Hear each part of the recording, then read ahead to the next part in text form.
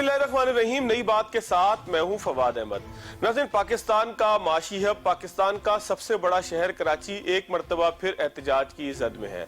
इस मरतबा एहतजाज करने वाली तमाम पार्टियों का मुतालबा एक ही है कि कराची को उसका हक दिया जाए, कराची को मरदमशुमारी में ठीक तौर पर गिना जाए। ये तमाम जमातें एक प्लेटफॉर्म पर एहतजाज करने के बजाय अपने अपने प्लेटफॉर्म से एहतजाज कर रही हैं। लेकिन सवाल ये पैदा होता है कि जब एक मरदमशुमारी पूरे पाकिस्तान के लिए एक ही फार्मूले के तहत हो तो आखिर कराची के लोगों को उस पर एतराज क्यों है? कराची के लोगों का ये एतराज कितना जायज है? कराची का ये एहतजाज क्या रंग लाएगा? क्या कराची को उसका हक मिल सकेगा?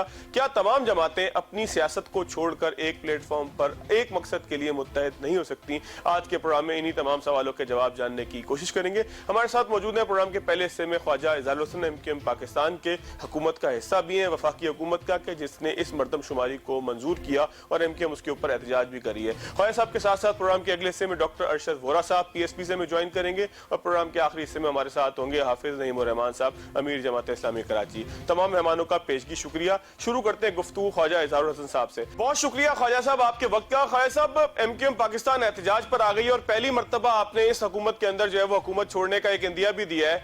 आखिर आप किसको जिम्मेदार समझते हैं कि कराची की आबादी को कम गिन के किसकी साजिश है ये कि जिसने कराची को जो है वो हक से महरूम रखने की कोशिश की है? देखिए, कराची के साथ तो ज्यादती 1973 से ही होती चली आ रही है।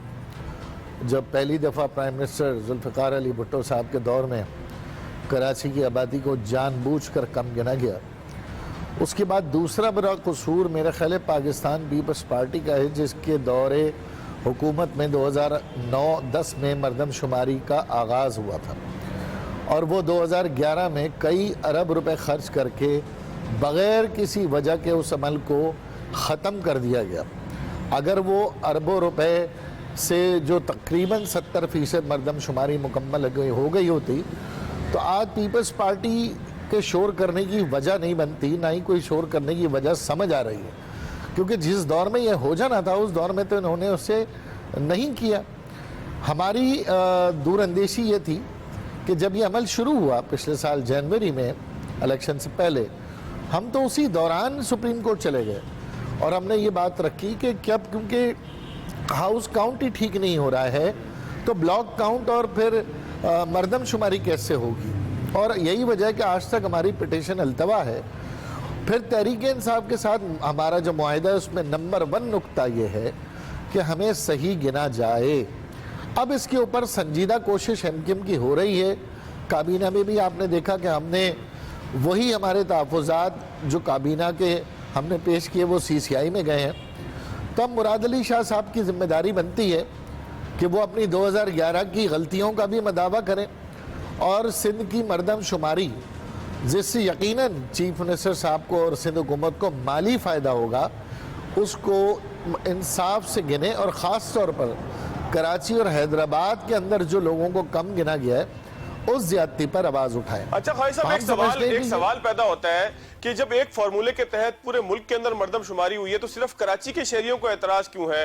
लाहौर से, पेशावर से, कोयटा से, इस्लामाबाद से, रावलपिंडी से, बाकी जगहों से आवाज नहीं आती कि हमें कम गिना गया है? हालांकि वहां पर काम करने के लिए आने वाले लोग भी मौजूद हैं। लाहौर में भी बाहर से लोग आते हैं, पूरा जनूबी पंजाब, शुमाली पंजाब, हर तरफ से लोग लाहौर भी काम करने के लिए आते हैं। लेकिन खास तौर पर कराची में एहतजाज क्यों होता है? एक फार्मूले के तहत सब जगह जब मरदमशुमारी हो रही है, कराची को क्यों एतराज है आखिर? देखिए, मसला सारा यही है कि वो फार्मूला क्या है। क्या फार्मूला कोई मीडिया बता सकता है कि वो फार्मूला क्या है जिसकी बुनियाद पे गिना गया है?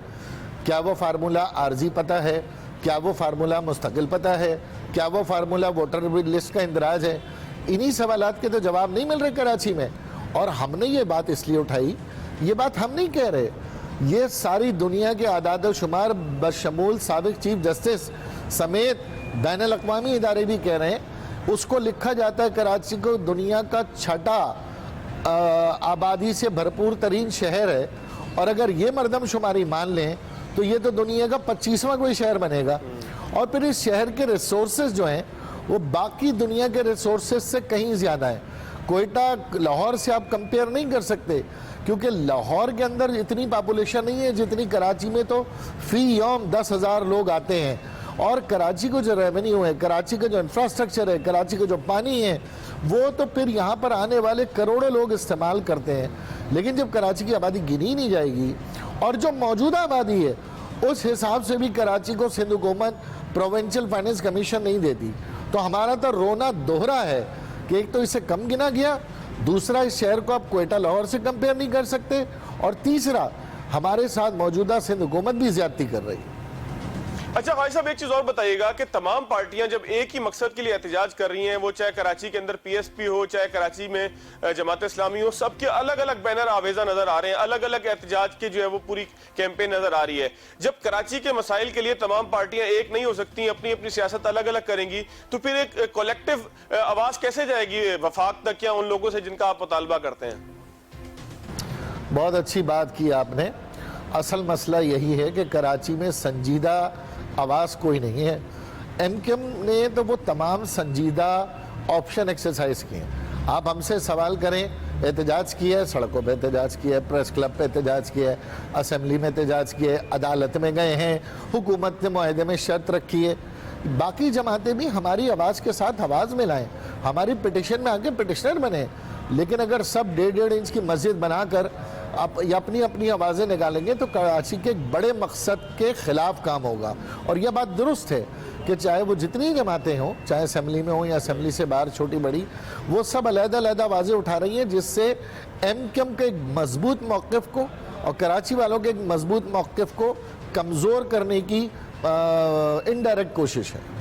अच्छा खाई साहब, एक चीज और बताइएगा कि एमक्यूएम पाकिस्तान की पोजीशन दीगर पार्टियों के मुकाबले में मुख्तलिफ है। जाहिर है कि आप हुकूमत का हिस्सा हैं, आप किसी भी प्लान के हवाले से, चाहे वो 1100 अरब के हवाले से हो या कोई और मेगा प्रोजेक्ट हो जो कराची को दिया जाए, उसमें जाहिर है कि आपकी शराकत किसी और पार्टी के मुकाबले में ज्यादा बेहतर हो सकती है। तो पाकिस्तान तहरीक इंसाफ के साथ कराची के शहरियों के लिए आपकी क्या नेगोशिएशंस होती रही? खासतौर पर अभी जो है वो बहादराबाद तहरीक इंसाफ का वफ्द भी आया था, उनके साथ क्या बातचीत हुई? कराची के शहरियों के लिए किस सतह पर क्या बातचीत आप लोगों की हुकूमत से हो रही है? देखिए, तहरीक इंसाफ का जो वफ्द आया था, यकीनन ये वफ्द मरदमशुमारी की फैसला साजी के हवाले से इस वफ्द के पास मैंडेट नहीं था। ये हमारी नाराज़गी की वजह पूछने ज़रूर आए थे, लेकिन ये वजह इन्हें पहले से मालूम है। और ये वजह हमने असद उमर साहब को, गवर्नर सिंध को, वज़ीर आज़म साहब को भी बता दी गई। तो ये वफ्द अगर आया है तो ज़ाहिर से हमारा कोalition पार्टनर है। लेकिन मैं ये समझता हूँ इस इत्तेहाद में पीटीआई के जितने वफूद आए हैं, माजी में शायद किसी इत्तेहाद के इतने वफूद हमारे पास आए नहीं, लेकिन जितने ज़्यादा वफूद आए हैं उतना ही ज़्यादा हमें परेशानी है, क्योंकि हमारे किसी एक नुक्ते पे भी मजबूत तरीके से काम होता हुआ नज़र नहीं आ रहा। अगला लाएमल क्या होगा खाई साहब आपका? हुकूमत से अलहदगी की तरफ जाएंगे, एहतजाज की तरफ जाएंगे, हुकूमत में रहते हुए एहतजाज की तरफ जाएंगे, कोर्ट्स का रास्ता लेंगे, क्या रास्ता अपनाएंगे? क्योंकि कराची के शहरी तो बहरहाल आप लोगों की तरफ देख रहे हैं, एक बड़े अरसे तक उन्होंने मैंडेट आपको दिया है। अभी हालिया खालिद मकबूल सिद्दीकी साहब की प्रेस कॉन्फ्रेंस थी, जिसमें उन्होंने वाज़ेह तौर पर कह दिया कि हम अपने ज़ाहिर वोटरों, हमदर्दों और ऑफिस बेरर से मशावरत करेंगे और कर रहे हैं। और हम ये समझते हैं कि हम अपने लोगों की आवाज़ बनकर असेंबलियों में गए हैं, तो हम अपने लोगों की आवाज़ पर ही असेंबलियों से आने का फ़ैसला भी करेंगे। तो जैसे ये मशावरत का अमल ख़त्म होगा, ज़रूर इससे आगाह किया जाएगा। लेकिन हाँ, अदालत के दरवाजे हमने इत्तेहाद से पहले दस्तक देनी है। ये मैं रिकॉर्ड पे लाना चाहता हूँ, पीटीआई के साथ हुकूमत में जाने से कबल मरदमशुमारी के ऊपर, 140A के ऊपर हम सुप्रीम कोर्ट जा चुके हैं। अच्छा खाई साहब, बिलावल भुट्टो साहब ने आपके ऊपर बड़ी तनकीद की है। वो कहते हैं कि जी आप लोग सिलेक्ट होते रहे, यहाँ से सिलेक्ट का लफ्ज उन्होंने इस्तेमाल किया। साथ साथ सीएम साहब ये कहते हैं कि वफाकी हुकूमत की नालायकी की वजह से एनएफसी अवार्ड के अंदर से सिंध को हिस्सा नहीं मिलता, लिहाजा हम कराची को दे नहीं पाते।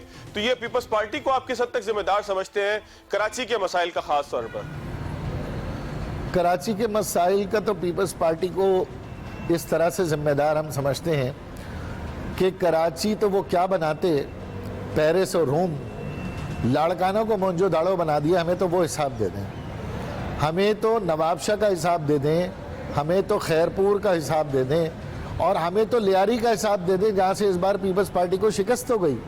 कराची से तो पीपल्स पार्टी को सीटें मिलती ही नहीं। इस वजह से कराची में पीपल्स पार्टी ने काम ना करने की कसम खाई हुई है। और जितना नुकसान मैं समझता हूँ सिंध को इस 13 साल में हुआ है, ये माजी में कभी नहीं हुआ।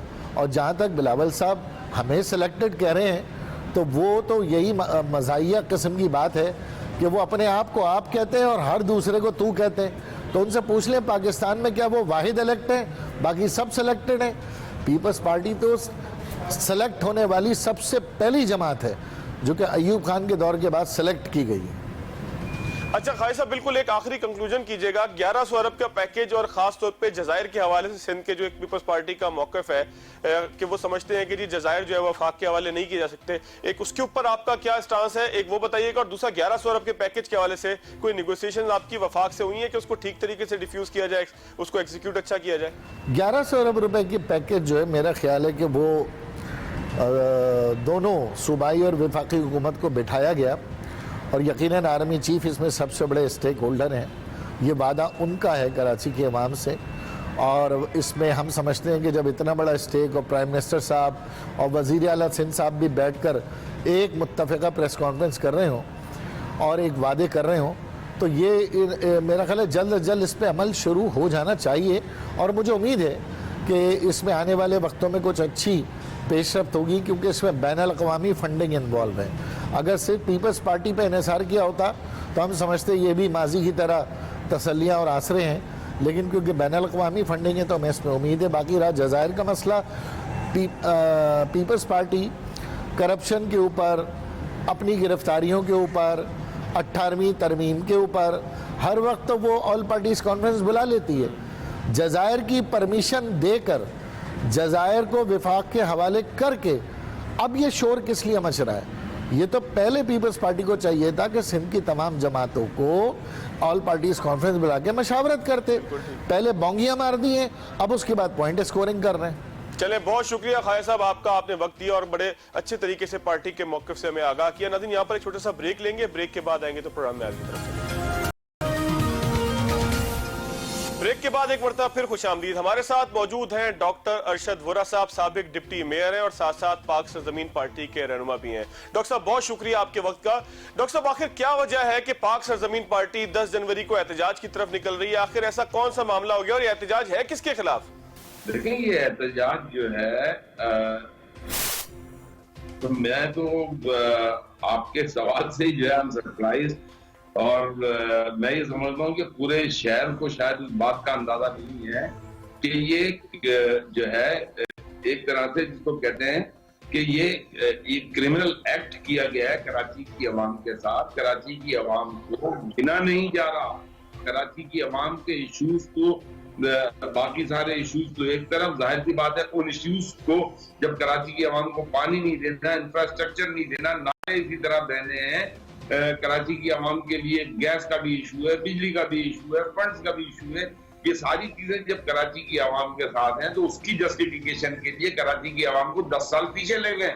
ये 10-15 साल पुरानी पॉपुलेशन दिखा के 1 करोड़ 60 लाख इंटरनेशनली जस्टिफाई करना चाह रहे हैं। देखें, इस वक्त डॉक्टर साहब यही मेरा सवाल है कि कौन है इसके पीछे, कौन जस्टिफाई करना चाह रहा है? कोई फर्द है, कोई हुकूमत है, वफाकी हुकूमत है, सूबाई हुकूमत है, कौन है इसके पीछे? कराची जिसके अंदर 550 कच्ची आबादियां हैं, आप एक कच्ची आबादी में एंटर हो तो उसके दूसरे कोने तक जाने में आपको 45 मिनट से 1 घंटा लगता है।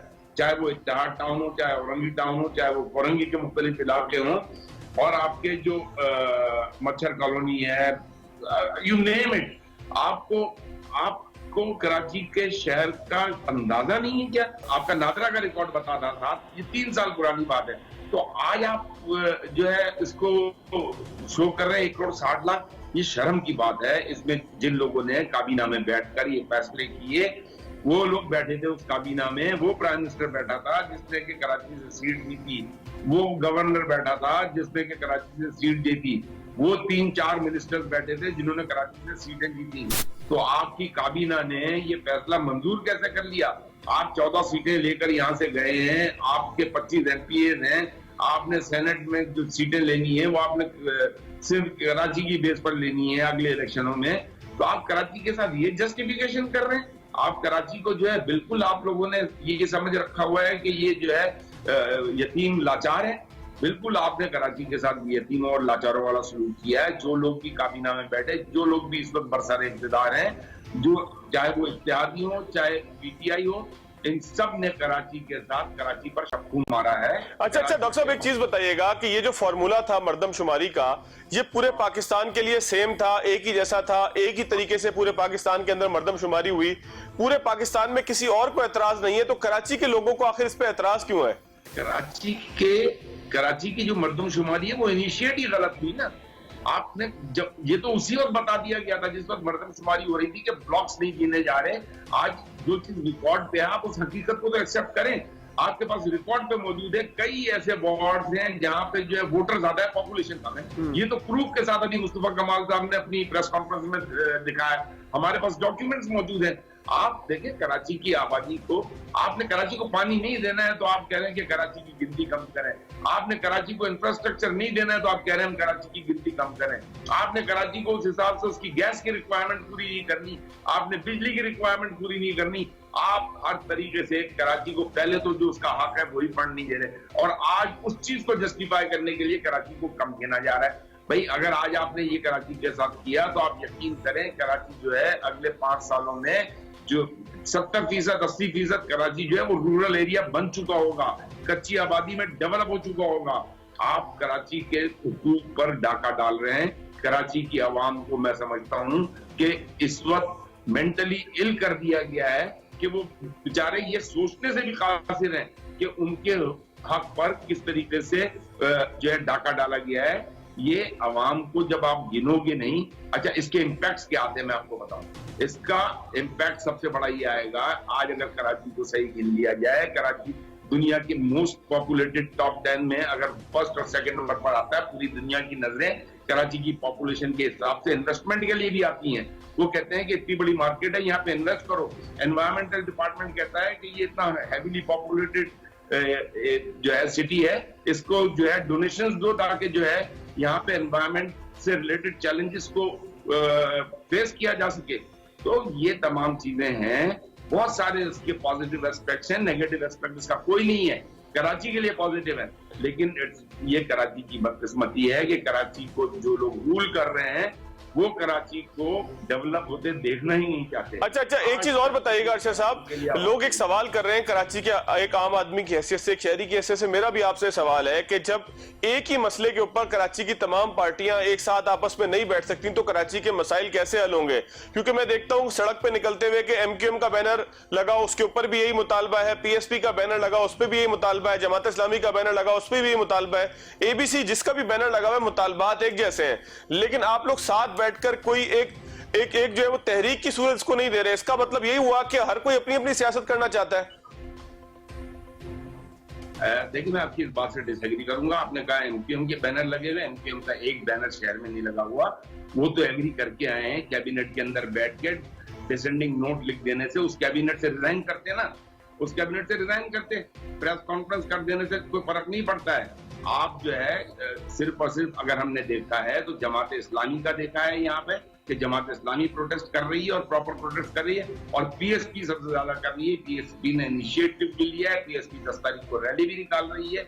तो पीएसपी तो हर फोरम पे कह रही है, आप भी आज बात कर रहे हैं, हम आपके फोरम पे भी कह रहे हैं। अगला नया अमल क्या होगा वोरा साहब अगर ये रैली के बाद भी कुछ नहीं होता, मर्दमशुमारी को? बात ये एक मिनट प्लीज मेरी एक मुझे आपने जाहिर सी बात है, आप मुझसे भी बात कर रहे हैं, आप एमक्यूएम वालों से भी बात करेंगे कि क्योंकि अभी आपने मुझसे कहा कि एमक्यूएम भी एहतजाज कर रही है। जी बिल्कुल। तो एमक्यूएम से सिर्फ इतना कहते हैं कि भाई आपको एहतजाज करने की जरूरत ही नहीं है, आपको सिर्फ रिजाइन करो असेंबलियों से। ये हुकूमत गिरती है, हुकूमत फौरन कहेगी कि भैया हम जो है अगले महीने सही तरीके से आपकी मर्दमशुमारी करते हैं, आप लोगों को सही तरीके से गिन लेते हैं। तो एमक्यूएम ये काम कर लें, क्यों नहीं किया? अच्छा वोरा साहब, वो सही तरीके का फॉर्मूला आपके पास क्या है? किस तरीके से मर्दमशुमारी होनी चाहिए?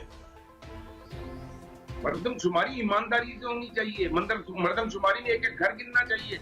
मर्दमशुमारी में मैं देखें, मैं मिसाल दे रहा हूँ चीफ मिनिस्टर कायम अली शाह साहब की, मुराद अली शाह साहब की।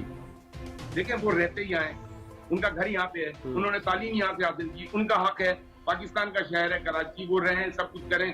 शनाख्ती कार्ड पे उनका टेम्पररी ये लिखा हुआ होगा, temporary address, permanent address interior Hind का होगा। अब आप उनको गिने तो सही ना कराची में, वोट वो वहां जाके देंगे।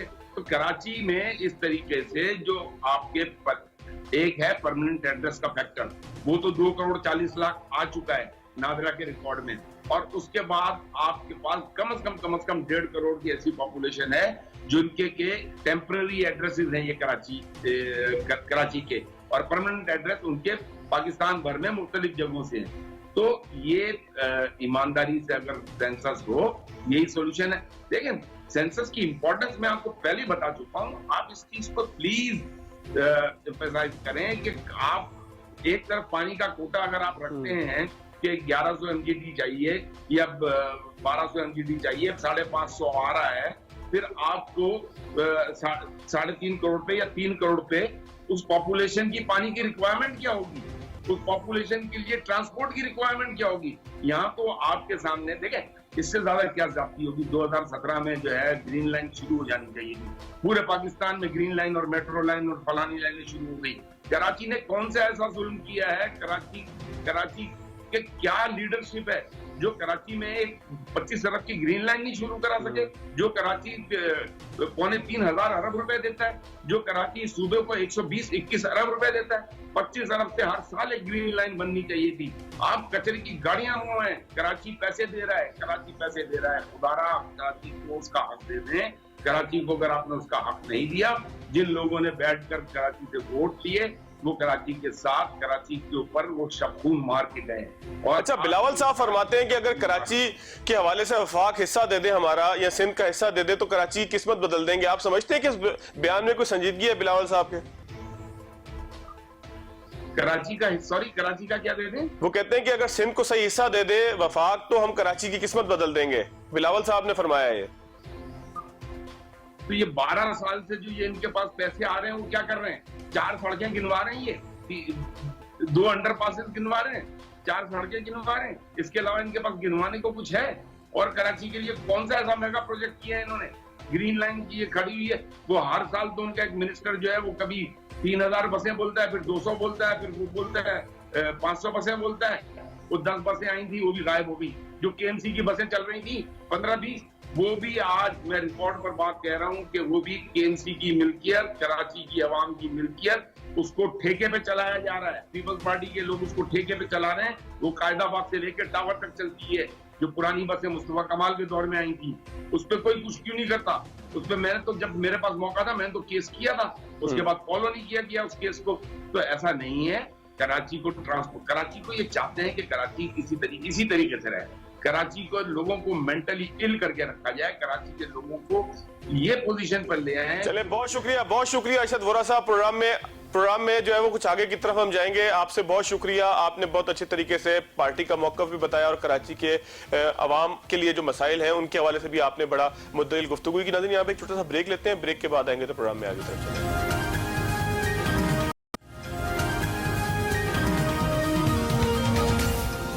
ब्रेक के बाद एक मरतबा फिर खुशामदीद। हमारे साथ मौजूद हैं इंजीनियर हाफिज नईमुर रहमान साहब, अमीर जमात इस्लामी कराची हैं। कराची के मसाइल के हवाले से जमात इस्लामी एक बड़ी अच्छी कैंपेन चला रही है। हमने देखा कि मुख्तलिफ एहतजाज भी हुए, उसके हवाले से शहर भर में बैनर भी नजर आते हैं और सड़कों पर भी जमात इस्लामी की प्रेजेंस नजर आती है। हाफिज साहब, मरदमशुमारी का मामला है, तमाम पार्टियां एहतजाज कर रही हैं। तमाम पार्टियों से मेरी मुराद है जो कराची के अंदर किसी न किसी सूरत में मौजूद है या कम अज कम कराची का जो है वो यहाँ पर अलम उठाती है। जमात इस्लामी भी एहतजाज करी है। आपका एहतजाज है किसके खिलाफ? मरदमशुमारी को किसने ठीक करना है? देखिए, मरदमशुमारी है पाकिस्तान ब्यूरो ऑफ स्टैटिस्टिक्स के तहत होती है और वफाकी हुकूमत इसकी बराह रास्त जिम्मेदार होती है। 2017 में नवाज शरीफ की हुकूमत थी और ये मरदमशुमारी हुई थी और इसमें कराची के साथ एक बहुत बड़ी ज्यादती ये हुई थी कि इसकी आबादी को सिर्फ 1 करोड़ 49 लाख शो किया गया और 11 लाख वो जो कि इसकी पेरिफेरीज के लोग हैं, जो देही आबादी जो कराची की है उस पर मुश्तमिल।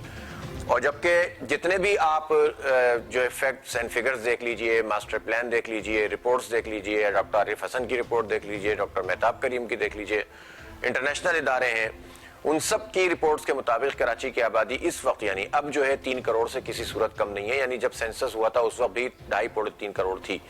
तो इसका मतलब यह है कि कराची के साथ एक बहुत बड़ी धांधली हुई है और यानी वसाइल तो यहाँ पर दिए ही नहीं जा रहे, नुमाइंदगी से इसको महरूम किया जा रहा है, बंदे भी पूरे नहीं गिन रहे। और इन्होंने किया इसमें यह कि नादरा के डेटे के जरिए से जो है वो जो मुस्तकिल पते पे लोग थे, जो 40 साल 50 साल 30 साल से यहाँ पर रह रहे हैं, इसका इंफ्रास्ट्रक्चर यूज कर रहे हैं, उनको जो है वो एक क्लिक के जरिए से कराची से बाहर शो कर दिया गया, जो कि मरदमशुमारी के एतबार से इंतहाई गलत और नाजायज बात है।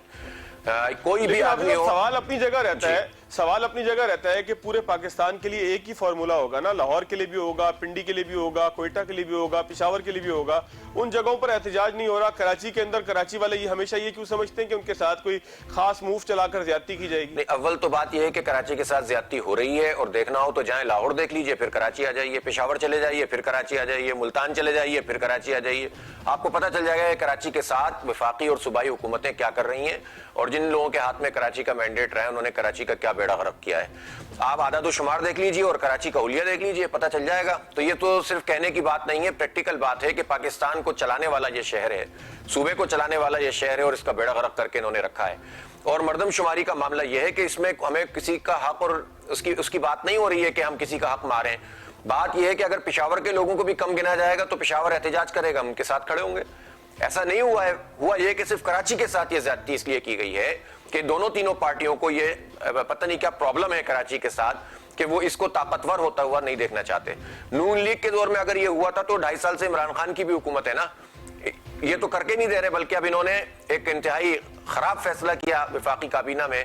एक फैसला कोटा सिस्टम को गैर मुय्यना मुद्दत के लिए बढ़ाया था इन्होंने और एमक्यूएम ने, और अब जो है वो खुद इनकी काबीना ने यह फैसला किया कि इसी मर्दमशुमारी को जिसमें कराची को आधा खा लिया गया है कबूल कर लिया जाए। बात यह है कि मर्दमशुमारी का मतलब यह होता है कि जो लोग जहां पर मौजूद हैं उनको गिना जाएगा, वो चाहे जापान के हों, अमेरिका के हों, चाहे अफगानिस्तान के हों, बांग्लादेश के हों। अगर कराची में कोई रहता है, उसका इंफ्रास्ट्रक्चर यूज करता है तो हेड काउंट में गिना जाएगा। ये एक उसूल है, और यही उसूल कोयटा में भी है, पेशावर में भी है, लाहौर में भी है। तो जब उसूल ये तय पाया तो उस उसूल के तहत कराची को क्यों नहीं गिना गया, नंबर 1 बात तो ये है ना। दूसरी बात यह कि ज़ाहिर है इसके नतीजे में हमारी पूरी नुमाइंदगी तलपट हो जाती है। सिंध असम्बली में हमारी सीटें जो है वो तकरीबन 62 से 65 हो जाएंगी 130 में से, जो कि इस वक्त 44 है। हमें अगर बल्दियात में जो फी यूसी फंड दिया जाता है 5 लाख रुपए, हमारी आबादी 3 करोड़ तस्लीम हो और हमारा सही डिलिमिटेशन हो, तो उसके नतीजे में हमारा ये फंड जो है वो कहीं से कहीं पहुंच जाएगा, जिसका जाहिर है कुछ ना कोई इंपैक्ट नजर आएगा हर एतबार से। एनएफसी अवार्ड में भी सूबा सिंध का हिस्सा बढ़ेगा तो उसका फायदा सबको होगा। लेकिन पीपल्स पार्टी का भी अजीब मामला है, सिर्फ बल्दियाती इंतखाब को डिले करने के लिए ये मर्दमशुमारी का नारा लगाते हैं, वरना मर्दमशुमारी पे बात नहीं करते। और उसका सबब यह है कि कराची की आबादी पीपल्स पार्टी को भी हजम नहीं होती है, वो उससे खौफजदा होते हैं, इसलिए कि उनकी वडेरा शाही का जो निजाम है सिंध असम्बली के अंदर वो मुतासिर होता है। इसलिए हम ये समझते हैं कि इस मर्दमशुमारी को कलअदम होना चाहिए, इसलिए कि वो फार्मूला जो 5% वाला था उस पर तो 3 साल से इन्होंने अमल नहीं किया पार्टियों ने। तो अब तो इसको कलअदम होकर पूरी मर्दमशुमारी दोबारा हो सकती है। अगर आप सिर्फ कराची की मर्दमशुमारी करेंगे 1 हफ्ते में हो सकती है, पूरे मुल्क की मर्दमशुमारी 1 महीने में हो सकती है। हाफिज साहब हमारे साथ मौजूद थे ख्वाजा एजाजुल हसन साहब, उनका ये कहना था कि हमने एक पटिशन दायर की थी सुप्रीम कोर्ट में मर्दमशुमारी के रिजल्ट्स के ऊपर, उसके पूरे सिस्टम के ऊपर, तो दीगर पार्टियों को चाहिए कि वो भी इसका हिस्सा बने, क्योंकि मैंने उनसे सवाल ये किया था कि जब सबका मकसद एक है, कराची को हकूक दिलाने की बात हो रही है, तो फिर सारे मिलकर जद्दोजहद क्यों नहीं करते? आप इस हवाले से क्या कहेंगे? देखें, पिटिशन तो कराची के बहुत सारी चीजों के ऊपर जमात इस्लामी ने भी की हुई है। हम तो ये नहीं कहते कि आप सब लोग हमारा हिस्सा बन जाए। ये बहुत आसान बात है ना कि जिस शहर के आप बेताज बादशाह रहे हों और उसकी आबादी खाई जाती रही हो और आप हुकूमतों में मजे कर रहे हो।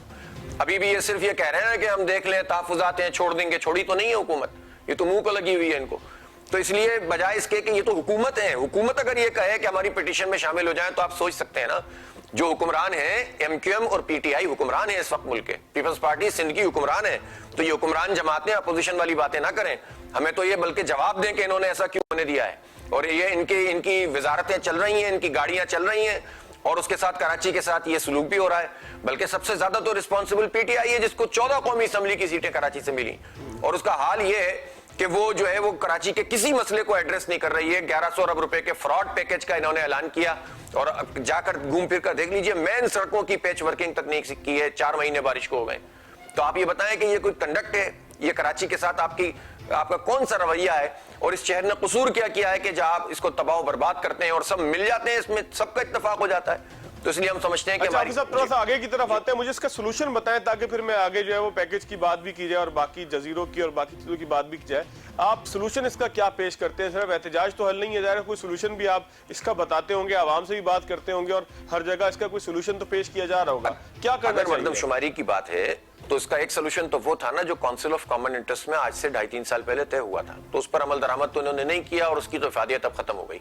सोल्यूशन बहुत वाज़ेह है कि आप election commission statistical bureau of Pakistan जो है वो वफाकी हुकूमत इस बात का फैसला करे कि हम कराची को कॉर्डन ऑफ कर देंगे और आराम से हो सकता है। ये माजी में भी इस तरह की चीजें हो चुकी हैं और एक हफ्ते के अंदर अंदर जो है वो यहाँ पर पूरा प्रोसेस मुकम्मल हो सकता है। आबादी तो एक दिन में गिनी जा सकती है।